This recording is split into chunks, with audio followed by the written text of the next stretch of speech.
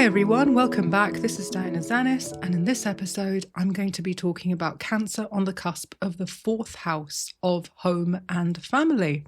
And just as a quick reminder before I start, if you like my content, please feel free to subscribe and like. And I'm also on Patreon if you'd like to think about supporting my work.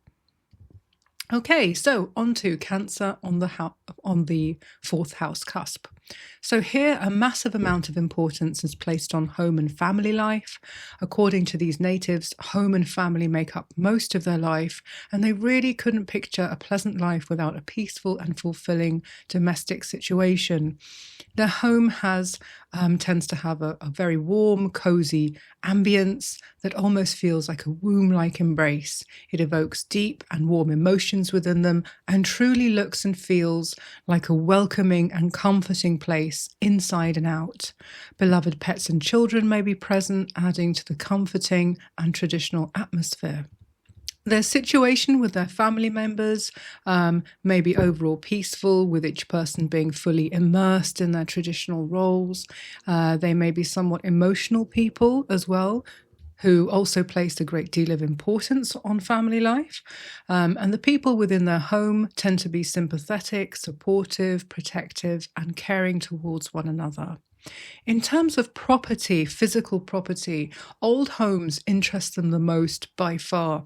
A friend of mine who has Cancer in the fourth bought a stunning Georgian house in the 1990s, and most of the property probably looks very much like it did when it was built because she maintains it so well, and it was maintained very well before she bought it.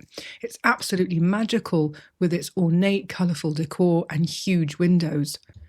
And structures which have been converted into residential homes, like lighthouses, barns, factories, or churches, interest them too. And any land they may own could have a very interesting history attached to it. So maybe it was previously a graveyard, or maybe it was just in use for a very, very long time before their home was built on it. They could work from home. In many cases, these people do, and they will typically spend a lot of time at home. And so they'll want to make it as beautiful as possible, and they'll spend a lot of time and money and put a lot of work into making it look and feel very cozy and comforting. If they live in an old property, they may wish to change very little about its appearance by keeping the original structure, style, and even decor. So the mother or primary caregiver is also ruled by the fourth house, and their mother or principal caregiver may have been a Cancerian or just had Cancerian traits. They may have had or have a personal planet in the sign of Cancer, like Sun, Moon, Mercury, Mars, Venus. Or they might have Cancer rising. Their attitude towards their children was probably very nurturing, protective, understanding, and gentle. But she could have also been a little bit moody or overly emotional at times. She was probably quite sentimental and traditional, and her sense of stability and security was very strongly tied into her home and family life. She loved spending lots of time at home with the kids, with her family, and she took very, very good care of the home and the family. Her children were a central part of her life. So even if she worked outside the home, she was probably a fantastic mum. She always made sure that all the aspects of her children's well-being was taken care of, with a focus on how they felt and what they ate. And she probably encouraged her children to be very kind and tolerant, but she also taught them to have very good boundaries and to protect themselves. Creativity was very likely encouraged and rewarded at school and at home by her.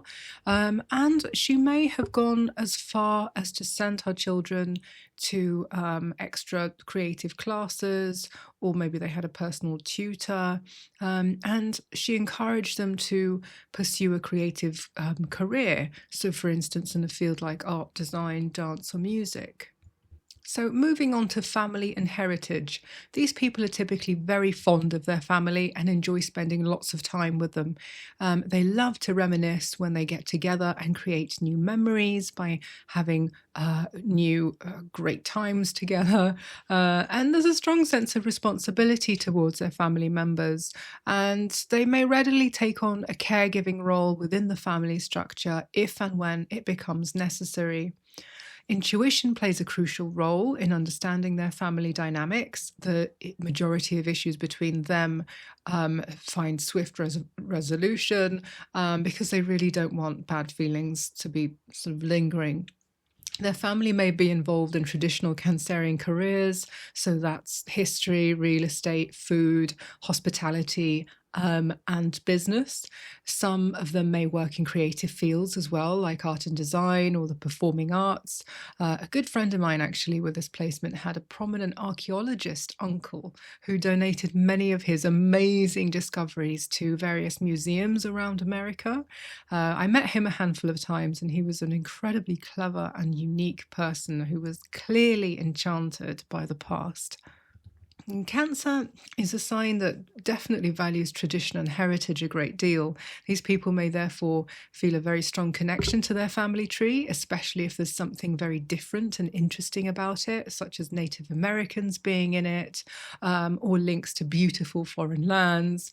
And pleasure can be found in really cherishing beloved family heirlooms and at the right time passing them down to new generations. So, with regard to emotional foundations, Cancer, along with the other water signs, that's Scorpio and Pisces, water signs are widely regarded as the most sensitive signs in astrology. So those who have one of these signs on the cusp of the fourth are therefore extra sensitive to changes in their domestic environment. So in order to survive and thrive, these people really need to create a very comfortable, joyful, and secure home life.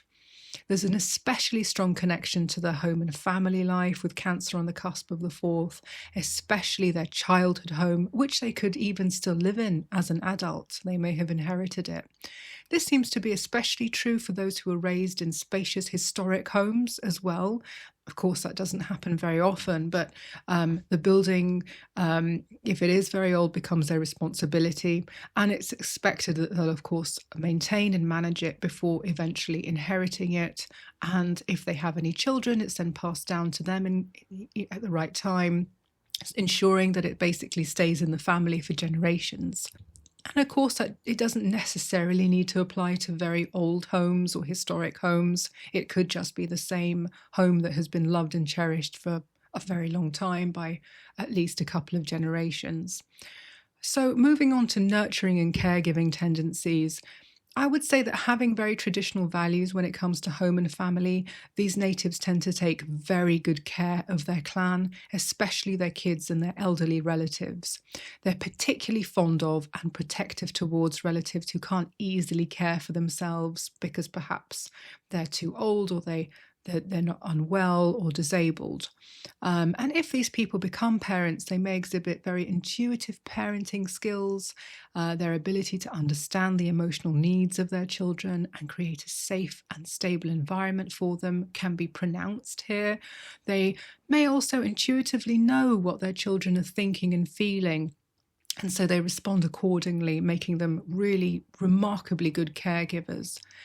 And their nurturing tendencies may manifest in the form of providing nourishing meals and a gentle, warm, welcoming atmosphere in their home. Cooking and caring for others through or caring for others rather through food, so cooking for them or preparing food can be a common expression of their caregiving instincts, although they may also care for others in creative ways too, very creative. So, for example, by making thoughtful handmade gifts. The past is also linked to the fourth house. So these people tend to be especially emotional about the past. They often like to reflect upon it, thinking about the good times, but also the bad times and everything in between. Sentimental items also kept to remind them of certain times in their life. So, for example, an ornate Christmas platter that was used by their grandparents, maybe lovingly looked after and brought out each Christmas to remind them of the many wonderful Christmases they shared in the past. And that brings us on to endings and closure. So, in terms of how they seek closure, they tend to take time to process difficult events, which I think is very wise, and they make sense of them rather than stuffing them down and hoping for them to go away by themselves. So they can do that through private reflection in solitude, through talking to others, including a therapist, or by journaling, or through other means. Others may remark how well they deal with their emotional baggage, because they tend to be so good at processing it. But if the house is negatively aspected, or if Saturn is located in the house, they may have some difficulty with letting go of the past, especially negative events. The sort of closure they have may include memorializing and commemorating the past. So scrapbooks, for instance, with photos, journal entries, greeting cards, and other sentimental things that honor the memory of loved ones or significant life chapters are popular methods of getting closure. It's almost as if by having all of those things associated with the past in a book, means that everything is together there and it can be filed away. And whenever they call an end to whatever they need to call an end to, whether it's a job, a relationship, or whatever else, it tends to be done in a gentle manner, with consideration for the other people involved. So while endings of all kinds will evoke strong emotions within them, they're still keen to take into consideration everyone else, and find a good resolution for everyone concerned. And I think they're naturally very lucky because they tend to have a lot of emotional support from trusted friends and family members who can help them navigate the complex emotions associated with major life endings. Okay, so that concludes this episode. Thanks so much for tuning in. I really appreciate it, and I'll see you soon. Bye for now.